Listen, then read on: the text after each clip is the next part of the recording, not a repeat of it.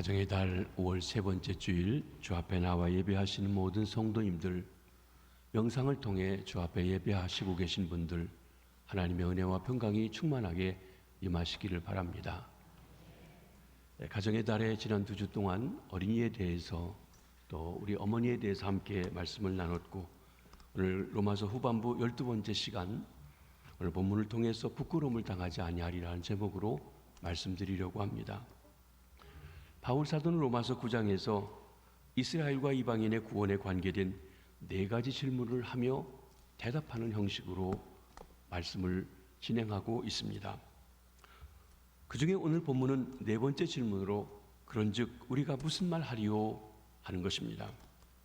이는 특권을 가진 유대인은 구원을 얻지 못하고 오히려 버려졌다고 여겨졌던 이방인들이 구원받은 사실을 인간적인 측면에서 기록해주고 있습니다. 첫 번째 질문은 이스라엘의 실패는 곧 하나님의 실패가 아닌가? 이스라엘의 실패로 말미암아 하나님의 약속이 폐하여진 것이 아닌가 하는 것입니다. 이에 대해서 사도 바울은 그렇지 않다고 대답합니다. 이스라엘이 메시아를 죽이고 하나님의 언약을 깨닫지 못해서 실패한 것처럼 보이지만 그렇지 않습니다. 이는 하나님의 구원 역사를 육신의 자녀를 통해서 완성되는 것이 아니라 약속의 자녀들을 통해서 완성되기 때문에 그렇습니다. 지금도 하나님의 약속이 이루어져 가고 있습니다. 약속의 자녀들을 통해서 말입니다. 두 번째 질문은 그렇다면 하나님의 선택은 뭔가 불합리하지 않은가? 누구를 선택하고 누구를 택하지 않은 것 불의하지 않은가 하는 것입니다. 이에 대해서도 바울 사도의 대답은 그렇지 않다입니다. 하나님의 선택은 사랑이기 때문입니다. 왜 하나님이 야곱은 사랑하시고 에서는 사랑하지 않으셨을까? 하나님의 선택입니다. 사랑에는 불의가 있을 수 없습니다. 세 번째 질문은 그렇다면 왜 하나님은 이스라엘을 나무라시고 허물하시는가? 이에 대해서 바울 사도는 사람이 감히 하나님께 그렇게 항변할 자격조차 없다고 대답하고 있습니다. 그것은 창조주이고 절대주신 하나님의 주권에 해당되는 것이기 때문에 그렇습니다. 한 나라에도 주권이 있듯이 하나님 나라에도 주권이 있습니다. 토기장에게는 그 마음에 원하는 대로 그릇을 만들 수 있는 권한도 있고, 만들어진 그릇을 용도를 바꿔 쓸 수 있는 권한도 또한 그에게 있는 것입니다. 그러면 이스라엘의 실패와 이방인의 구원에 대해서 우리가 무슨 말을 할 수 있습니까? 이것이 오늘 본문의 핵심이 되는 4번째 질문입니다. 그런즉 우리가 무슨 말 하리요? 이에 대해서 사도 바울은 오늘 본문에서 특권을 가진 유대인들은 오히려 구원을 받지 못했고, 버려졌다고 여겨졌던 진노의 그릇으로 여겨졌던 이방인들이 구원받은 사실을 인간의 책임의 측면에서 대답해주고 있습니다. 우리 구원에 대한 우리의 책임이 있다고 하는 것입니다. 본문 30절로 32절 상반절까지를 다시 한번 보십니다. 그런즉 우리가 무슨 말을 하리요? 의를 따르지 아니한 이방인들이 의를 얻었으니 곧 믿음에서 난 의요. 의의 법을 따라간 이스라엘은 율법에 이르지 못하였으니 어찌 그러하냐? 이는 그들이 믿음을 의지하지 않고 행위를 의지함이라. 부딪힐 돌에 부딪혔느니라. 구원은 믿음으로 얻는 것이지 행위로 얻는 것이 아닙니다. 다시 말씀드립니다. 구원은 믿음으로 얻는 것이지 행위로 얻는 것이 아니라는 것입니다. 이것에 대해서는 유대인이든 이방인이든 대대로 믿는 사람이든 우상을 섬기다가 믿는 사람이든 모든 민족에게, 모든 사람에게 똑같이 적용되는 성경의 원리라고 하는 것입니다. 차별이 없습니다. 먼저 이방인들이 의를 얻게 되었습니다. 30절을 다시 한번 봅니다. 그런즉 우리가 무슨 말을 하리요? 의를 따르지 아니한 이방인들이 의를 얻었으니 곧 믿음에서 난 의요. 이방인이 누구입니까? 누구를 이방인이라고 합니까? 이방인은 유대인이 아닌 사람들이 다 이방인에 속합니다. 그러니까 우리도 이방인이었죠. 이방인은 하나님을 없는 사람이요, 하나님에 대해서 알지 못하는 사람입니다. 율법이나 말씀도 받지 못한 백성입니다. 하나님이 이스라엘 통해 주셨던 특별한 그 약속도 없었고, 하나님과의 언약을 통해서 맺었던 할례도 없고, 또 믿음의 조상들이 있지도 아니합니다. 하나님과는 무관한 백성들을 말합니다. 이것은 오늘날에 우리가 믿음으로 우리가 하나님을 알지만 알지 못하는 사람에게 해당하지만 우리가 하나님을 알기 이전의 우리의 모습들도 바로 이방인이었습니다. 바울 사도는 에베소서 2장 11절 12절에 이방인의 모습이 어떤지를 이렇게 설명해 주고 있습니다. 그러므로 생각하라. 너희는 그때 육체로는 이방인이요 손으로 육체 행한 할례를 받은 무리라. 칭하는 자들로부터 할례를 받지 않은 무리라. 칭함을 받는 자들이라. 그때 너희는 그리스도 밖에 있었고 이스라엘 나라 밖의 사람이라. 약속의 언약들에 대하여는 외인이요 세상에서 소망이 없고 하나님도 없는 자이더니.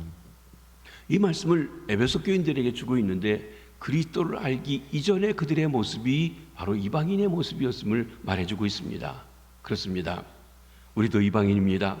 이스라엘 백성들은 직접 하나님과 계약도 하고 약속도 하고 예배도 드렸습니다. 그러나 저와 여러분, 우리는 하나님의 말씀을 들어본 적이 없고 하나님과 약속을 맺어본 적도 없고 그런 선지자를 가져본 적이 없는 민족 속에 태어났습니다. 할례는 계약입니다.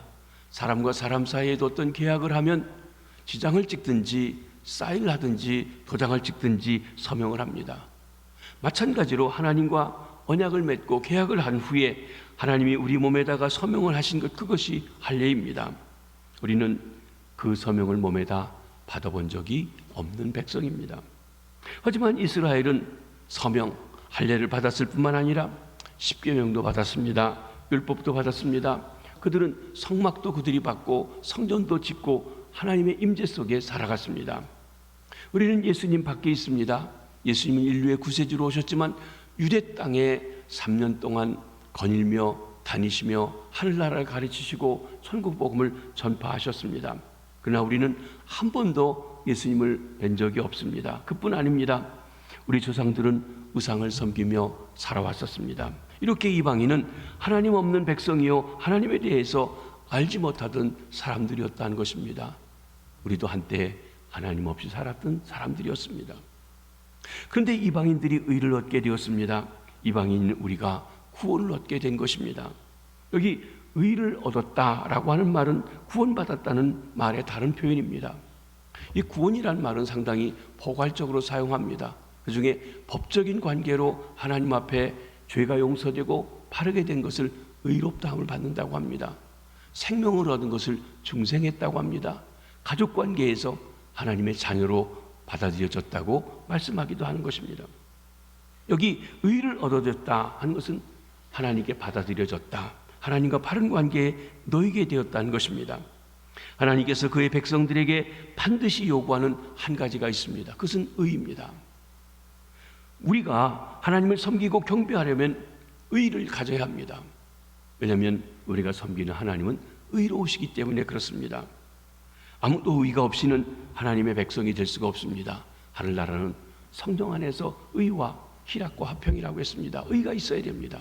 그런데 문제는 그 의를 어떻게 얻느냐고 하는 것이 관건이라고 하는 것입니다. 이방인들은 의를 쫓지 아니했습니다. 이는 이방인들은 하나님을 알지 못하고 율법도 알지 못하고 율법의 행위를 통하여 의를 이루려고 하는 그런 시도도 하지 않았습니다. 율법 자체도 몰랐으니까요. 오히려 이방인들은 경건하지 못하고 자기 중심적이고 본능적이고 그런 정욕적인 삶을 자기 멋대로 살았습니다. 내 인생 내 것이니 내 마음대로 산다고 살아간 것입니다. 하나님과 선을 사랑하기보다는 자기를 사랑합니다. 돈과 쾌락을 사랑합니다. 인간의 본능적인 삶입니다. 이방인은 소망이 없는 죄인들이었습니다. 그런 이들이 믿음으로 의롭다함을 얻게 됐다, 하나님 앞에 서게 됐다는 것입니다. 실로 이방인들이 믿음으로 의롭게 되는 복음을 들었을 때 그들은 그들 안에 역사하시는 성령의 능력을 통해서 복음의 말씀이 그들에게 들려졌습니다. 믿어지게 되었습니다. 그리고 믿음으로 그것을 받아들이게 되었습니다. 비록 한때 소망 없는 죄인이지만 예수 그리스도를 믿는 사람, 하나님의 자녀인 하나님의 아들인 예수 그리스도를 믿는 사람, 인류의 구세주로 하나님께서 보내신 메시아를 믿음으로 의롭다함을 얻게 될 수 있다는 사실을 깨닫고 그들은 굳게 잡게 되었습니다. 복음을 믿은 것입니다. 예수 그리스도를 믿은 것입니다. 그 믿음으로 의롭다함을 받게 되었습니다. 하나님 앞에 바른 관계에 놓여지게 되었다는 것입니다. 율법의 행위를 통해서 의를 이룰 수 있다고, 의를 이룰 수 없다고 버림받았던 이방인들이 예수 그리스도를 믿음으로, 율법의 완성이 되신 예수 그리스도를 믿음으로 말미암아서 의를 얻게 된 것입니다. 그런데 사랑하는 성도 여러분, 믿는다는 말의 언제나 강조점이 자신에게 있는 것이 아닙니다. 요즘 우리 신앙생활에 혼란이 되는 것 중에 한 가지는 믿음이란 단어가 믿음의 대상인 그분을 의지하기보다, 그분에 대한 강조보다는 믿음을 행사한다고 하는 내 자신에 대해서, 내 마음의 상태를 더 강조하는 데서 혼돈이 온다는 것입니다. 내가 소원하는 것, 내가 바라는 것, 그걸 믿음으로 여겨집니다. 그리고 내가 믿음이 좋은 것을 강조하기 위해서 믿습니다 하고 얘기합니다. 얼마나 쌍시옷을 강하게 하느냐에 따라서, 믿습니다 할 수 있느냐에 따라서 믿음이 좋다고 생각하는데 그렇지 않습니다. 내가 아무리 믿습니다 해도 상대방이 전혀 그렇지 않다면 안 그런 것이에요. 믿음은 하나님께서 우리를 위해서 예비하신 것, 은혜라고 합니다.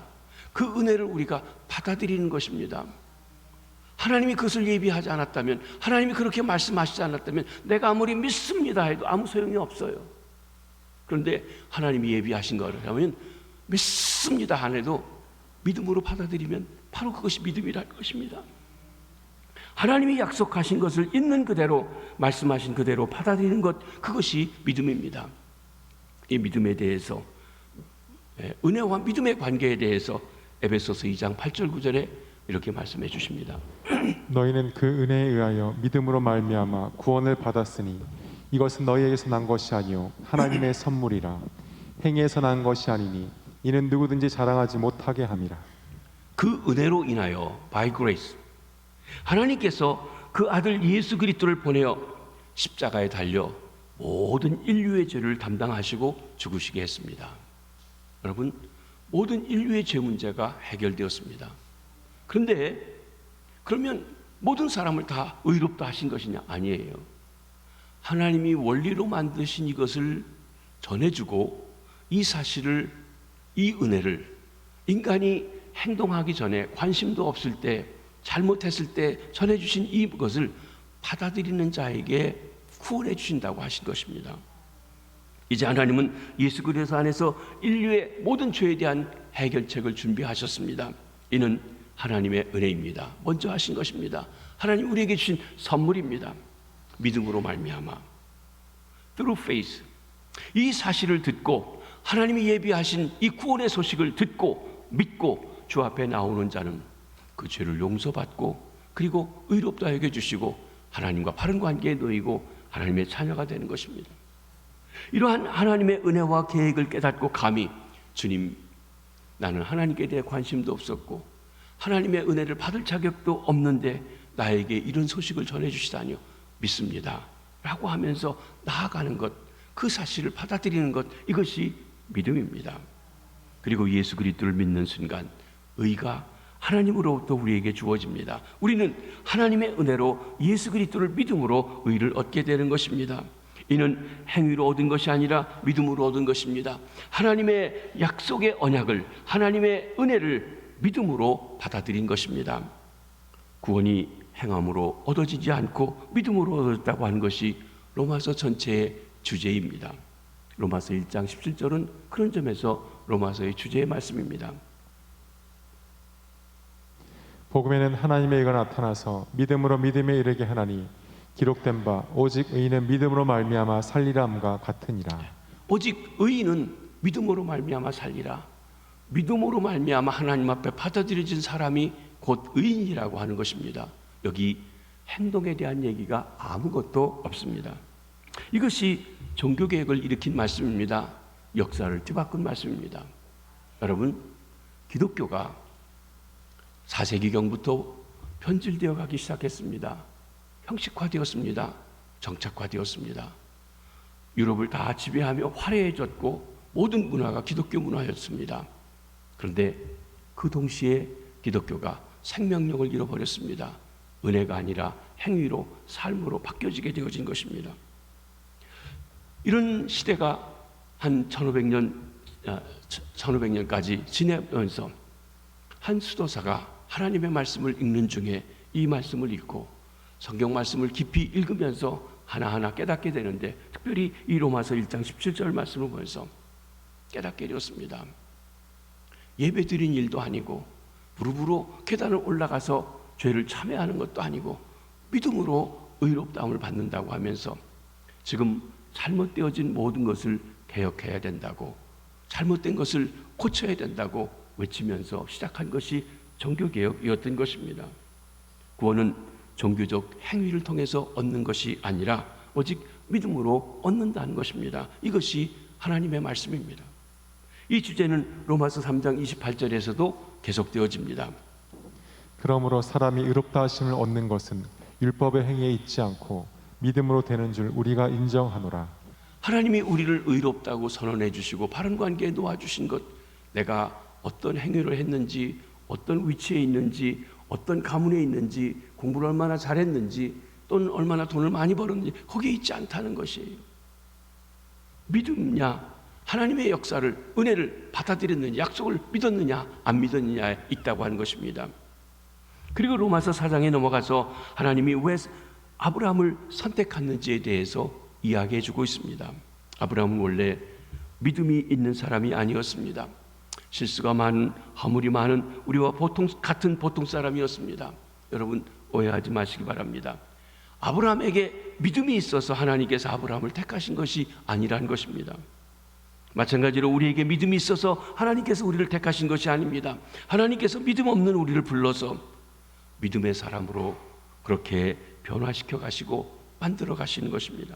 그렇다면 왜 우리는 아브라함을 믿음의 조상이라고 부를까요? 이유는 아브라함에게 있지가 않습니다. 먼 훗날 인류를 구원하시기 위해서 이스라엘 가운데 메시아로 태어나실, 아니 아브라함의 후손으로 메시아로 태어나실 그분, 하나님을 믿는 것이 의가 된 것처럼 모든 사람이 예수 그리스도를 믿음으로 구원을 얻는다는, 의를 얻는다는 진리를 가르쳐 주시기 위해서 하나님께서 아브라함을 모델로 세워주신 것입니다. 이처럼 이방인들은 비록 의를 쫓아간 사람들은 아니지만 하나님의 의로운 자가 되신 독생자 예수 그리스도를 믿는 자에게 의롭다함을 얻게 된다는 복음의 소식을 듣고 그 믿음으로 의롭다함을 얻게 된 것입니다. 이것이 오늘 본문에서 말하는 의를 따르지 아니한 이방인들이 의를 얻었으니 곧 믿음에서 난 의요 그랬습니다. 율법을 지켜 행하는 행동을 통해서 의롭다함을 받을 시도를 해보지 못했던 그들이 의를 얻게 된 것, 그렇기 때문에 그들은 믿음으로 의롭다함을 받았다는 말씀의 것입니다. 오늘 이 자리에 나오신 모든 분들, 영상을 통해서 하나님 앞에 예배하신 모든 분들, 믿음으로 의롭다함을 받는 축복이 있으시기를 주의 이름으로 축원합니다. 큰 두 번째로 이스라엘은 법에 이르지 못했습니다. 이스라엘은 하나님의 선택받은 백성입니다. 수많은 나라 중에, 수많은 민족 중에 오직 하나 이스라엘이 선택을 받아 하나님의 백성이 되었습니다. 많은 특권을 부여받은 사람들입니다. 이스라엘은 여러 세계 나라 중에서 오직 유일한 하나님의 백성으로 선택받았습니다. 우리가 로마서 9장 4절로 5절에서 본 것처럼 이스라엘은 많은 종교적인 특혜를 받은 백성들이었습니다. 양자됨, 하나님의 자녀가 되는 특권, 영광을 직접 보는 일들, 하나님과 언약을 맺은 것, 율법을 받은 것, 하나님께 경배하고 예배할 성막을 만들고 또 예배 처소를 하고 했던 것들, 그리고 수없는 약속들, 종교적인 아름다운 조상들, 그리고 육신적으로는 메시아가 유대인의 혈통으로는 특권을 누리게 되었습니다. 이스라엘은 종교적으로 놀라운 복과 혜택을 누리게 된 것입니다. 마치 우리가 좋은 믿음의 가문에 태어나서 태어날 때부터 수없는 어떤 혜택을 받고 나온 것과 같은 것입니다. 이러한 이스라엘이 오히려 의를 얻지 못했다고 했습니다. 실패했다고 했습니다. 그래서 메시아가 왔을 때 메시아를 죽이고, 바울 사도가 이 말을 쓰고 있을 때에도 그들은 자신들의 신앙의 전통을 굳게 잡고는 있었지만 이 하나님의 의를 알지 못하고 있었습니다. 왜 그렇습니까? 31절 32절을 다시 한번 보시도록 합니다. 의의 법을 따라간 이스라엘은 율법에 이르지 못하였으니 어찌 그러하냐. 이는 그들이 믿음을 의지하지 않고 행위를 의지함이라. 부딪힐 돌에 부딪혔느니라. 하나님의 백성으로 선택된 이들은 의의 법을 따라갔습니다. 그들의 조상 아브라함이 믿음으로 의롭다움을 받았다는 사실을 잃어버리고 있었습니다. 이는 이스라엘 백성들이 의를 얻기 위해서 율법을 지키고자 노력했다는 것입니다. 그러나 율법을 지키고자 한 그들의 행위가 하나님 이스라엘 백성들에게 의를 가져다 주지 못했습니다. 의롭다움을 얻기 위해서 율법을 열심히 지키고 그들의 행위에 의존해서 의를 추구했던 이스라엘 백성들은 아무도 의를 얻지 못했습니다. 이들은 행위에 의지했기 때문에 의를 얻지 못했습니다. 이들은 하나님의 의를 의지하지 않고 자기 행위를 의지했기 때문에 구원을 얻지 못했습니다. 의롭다움을 받지 못했습니다. 사랑하는 성도 여러분, 이 세상에 제 아무리 훌륭하고 멋진 사람도 자기를 행위를 의지해서 구원을 받을 사람은 없습니다. 좋은 학교를 나오고 멋진 직장에 다니고 아름답게 생기고 또 훌륭하게 생기고 도덕군자라 해도 그렇습니다. 그래서 성경은 말씀하십니다. 의인은 없나니 한 사람도 없다고 그랬어요. 어떤 선한 행동을 가지고 한다면 사람과 사람 사이에 비교해서 저 사람보다 좀 낫고 저 사람보다 나을 수, 객관적으로 좀 나을 수는 있지만 하나님의 절대적인 앞에서 의롭다 받을 사람은 한 사람도 없다고 했습니다. 그렇기 때문에 내가 잘하는 것, 내가 나은 것을 자랑해서 의미가 없다고 하는 것을 말하는 것입니다. 오직 하나님께 닿을 수 있는 한 가지, 하나님이 예비하신 의의 길, 예수 그리스도만이, 그 예수 그리스도를 믿는 자만이 하나님의 의를 얻을 수가 있는 것입니다. 그런데 이스라엘은 이 놀라운 구원을 믿음으로 받으려고 하지 않고 하나님께 받은 복과 특권을 많이 받았음에도 불구하고 행위로 얻으려고 몸부림쳤습니다. 사실 이스라엘에게는 하나님께 받은 복이 더 문제가 되었습니다. 이방 사람들은 오히려 아무것도 받은 것이 없어서 믿음으로 구원을 받았습니다. 하나님을 모르고 있던 그들이 복음의 소식을 들었을 때 단순히 하나님을 의지할 수 있었습니다. 율법도 없었습니다. 말씀도 없고 선지자도 없으니 이방인의 마음이 가난했습니다. 무엇이든지 소위 있다고 하는 사람들이 더 교만할 수 있습니다. 그러나 하나님은 가난한 자를 찾습니다. 마음이 가난한 자를 찾습니다. 하나님을 온전히 신뢰하고 믿고 의지하고 나오는 자를 사랑하십니다. 하나님 앞에 내세울 것도 없고 부끄러울 것도 없지만 그런 사람들 오히려 하나님을 바라보고 나올 때 받아주시는 것입니다. 그들은 겸손히 하나님을 의지하고 믿기 때문에 그랬습니다. 이스라엘은 참으로 가진 것이 너무 많았습니다. 때로 소유는 우리를 불행하게 합니다. 소유가 많기 때문에 우리가 든든하지만 때로는 소유가 많기 때문에 진정 의지해야 할 하나님을 의지하지 못하는 경우가 있다는 것입니다. 많은 것을 가졌다 하더라도 마음은 가난해야 합니다. 내 것이라고 생각하지 마십시오. 건강도, 지식도, 자녀도, 재능도, 부도, 재물도 모든 것이 하나님이 주신 것이라는 사실을 인정하고 하나님의 소유, 하나님의 주권 아래에 있음을 깨달아야 합니다. 그럴 때 우리의 마음에 평안이 있습니다. 내 것이라고 생각하는 순간 우리 마음이 불안해지기 시작하는 것입니다. 이스라엘은 하나님이 자신들의 전유물이라고 생각했습니다.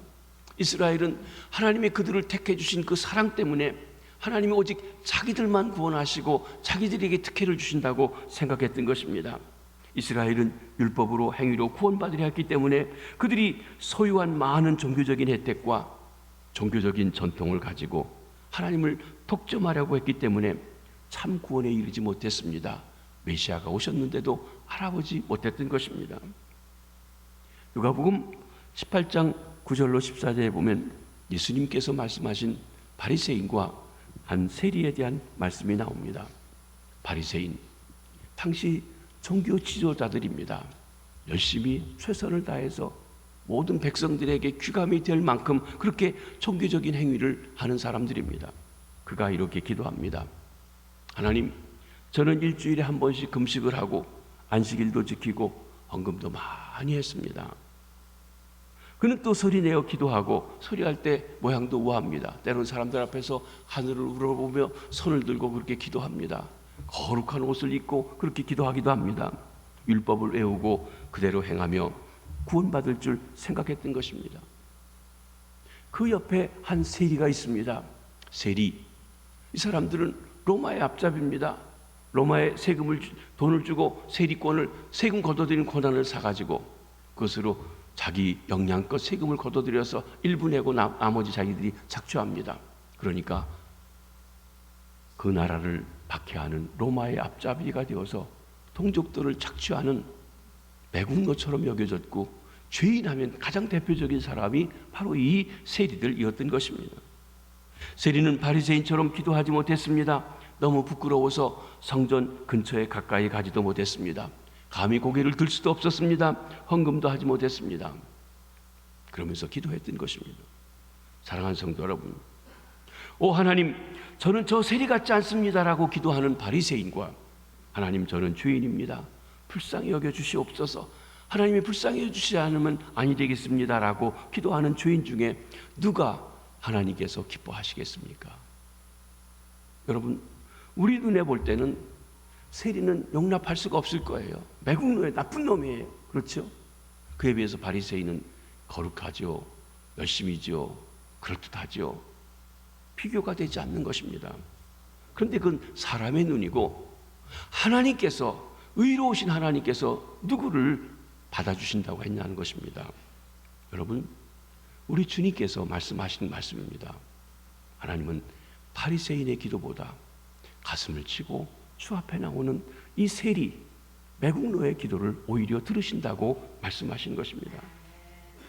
누구에게 구원이 있습니까? 하나님은 행위를 자랑하는 그 행위를 내세우는 자를 물리치신다고 했습니다. 그러나 하나님의 은총과 복음을 의지하고 나오는 일을 의롭다고 하시는 것입니다.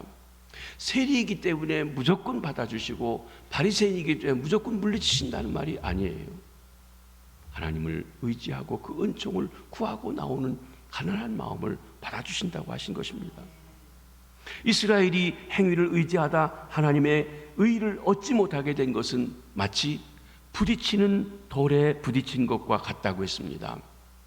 성도 여러분, 여러분은 돌에 부딪힌 경험이 있으시죠? 길 가다가 깊이 박혀 있는 돌, 그냥 돌멩이 차버리는 것이 아니라 깊이 박혀 찼더니 돌이 날아가는 것이 아니라 내 발이 깨지고 아파서 어쩔 줄 모르는 그런 것 말입니다.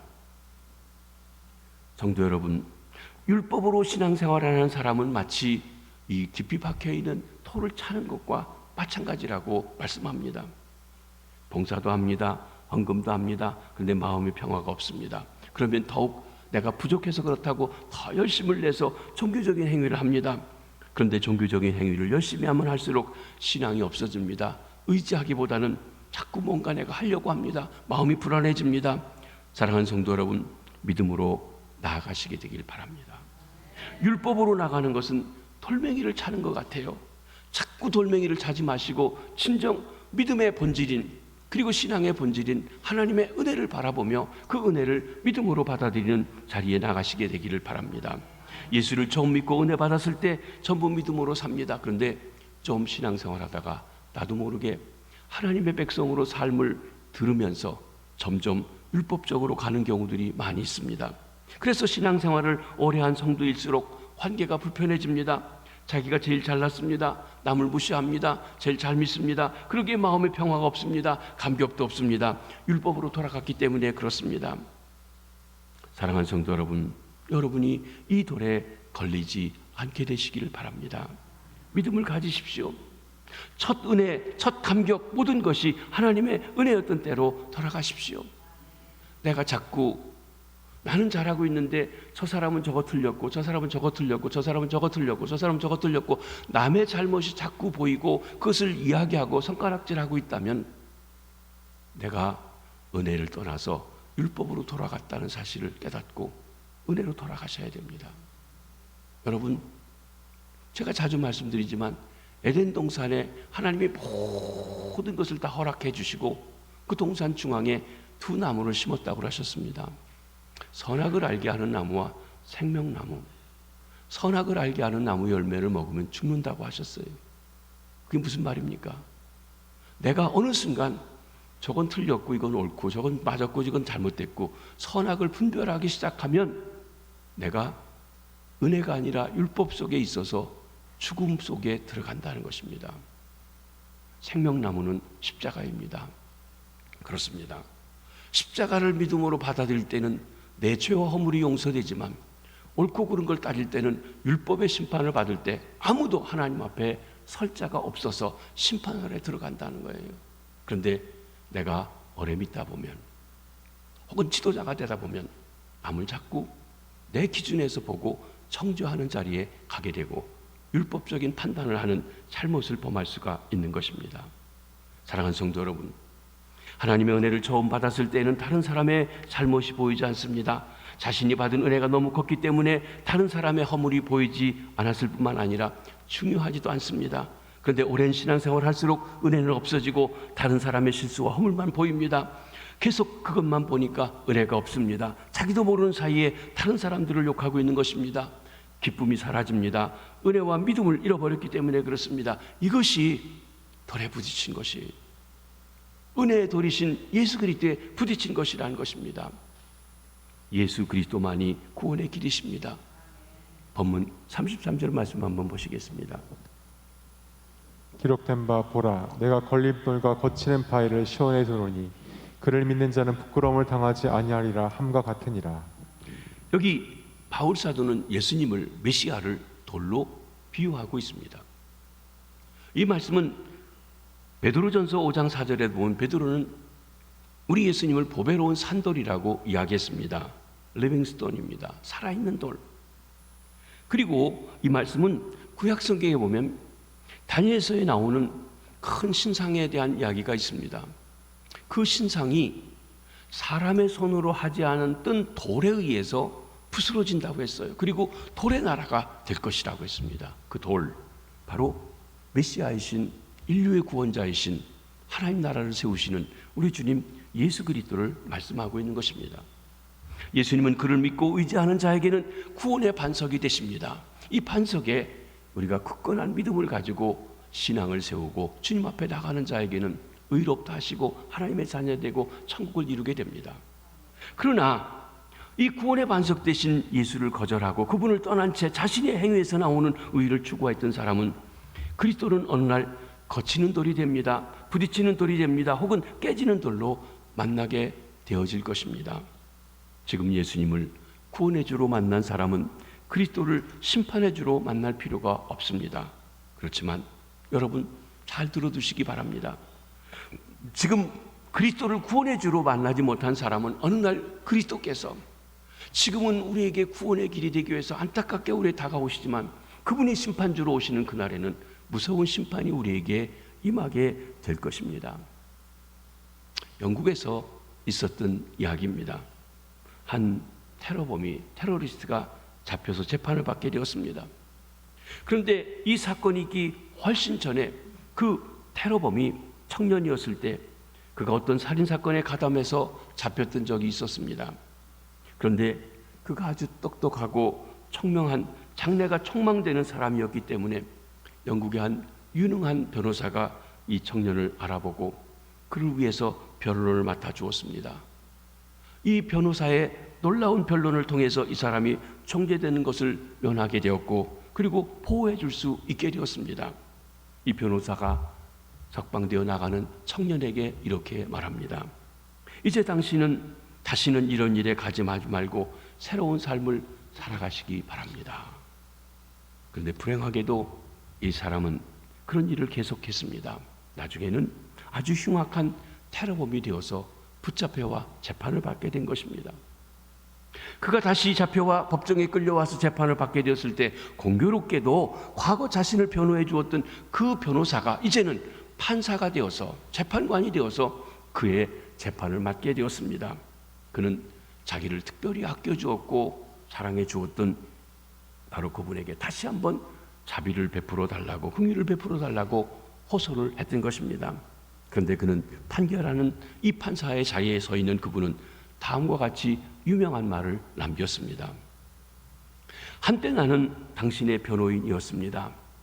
그러나 당신은 변호인이었던 내 말과 내 충고를 거절했습니다. 지금 나는 당신의 변호인이 아니라 재판관입니다. 나는 당신의 죄대로 당신을 판단할 수밖에 없습니다. 사랑하는 성도 여러분, 어느 날 유사한 사건이 일어날 것을 아시는지요?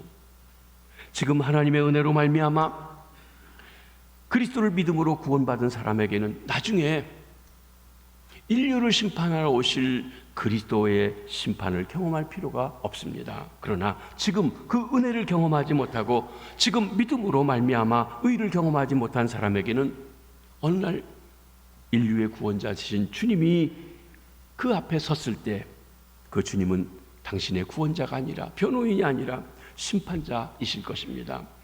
오늘 본문 33절 마지막 부분에 이런 말씀이 있습니다. 그를 믿는 자는 부끄러움을 당하지 아니하리라. 사랑하는 성도 여러분, 지금 예수 그리스도께서 우리의 변호인이십니다.